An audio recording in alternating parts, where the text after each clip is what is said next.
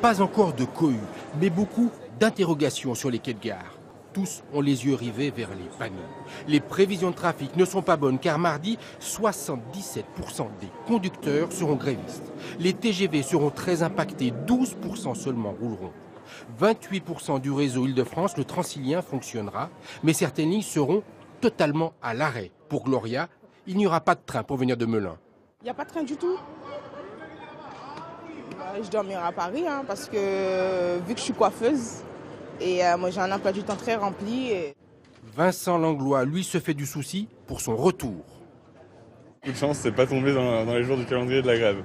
Par contre, au retour, j'ai un peu moins de chance. Le 8, je tombe en plein dedans, donc du coup, je sais pas comment je vais faire.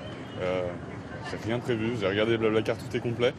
Bastien Zamy va de Marseille à Antibes pour travailler. Il improvisera avec du covoiturage.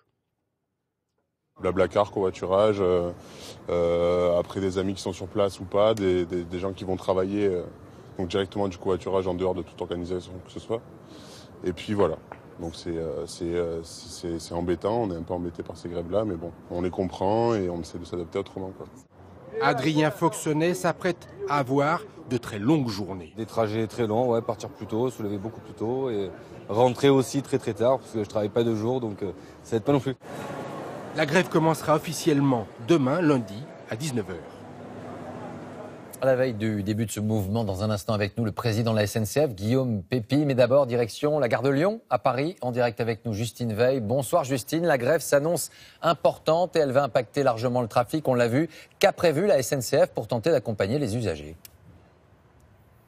Alors vous l'imaginez, pour elle, c'est un véritable casse-tête. Alors elle va d'abord remplacer certains trains par des cars, puisque sur les 20% de liaisons TER qui seront assurées mardi, les 3 quarts se feront en car. La SNCF a également prévu de renforcer sa flotte de bus avec des trajets supplémentaires. Elle s'engage à rembourser certains trajets en covoiturage, à faciliter aussi la mise en relation entre les voyageurs qui opteront pour cette solution. Et elle a même négocié des réductions de tarifs de 30% avec une compagnie de véhicules avec chauffeur. Bref, vous le voyez, elle tente de déployer un très large éventail de transports alternatifs, mais prévient elle-même, cela ne suffira pas et incite surtout à reporter ses déplacements. Merci beaucoup Justine. Des problèmes importants.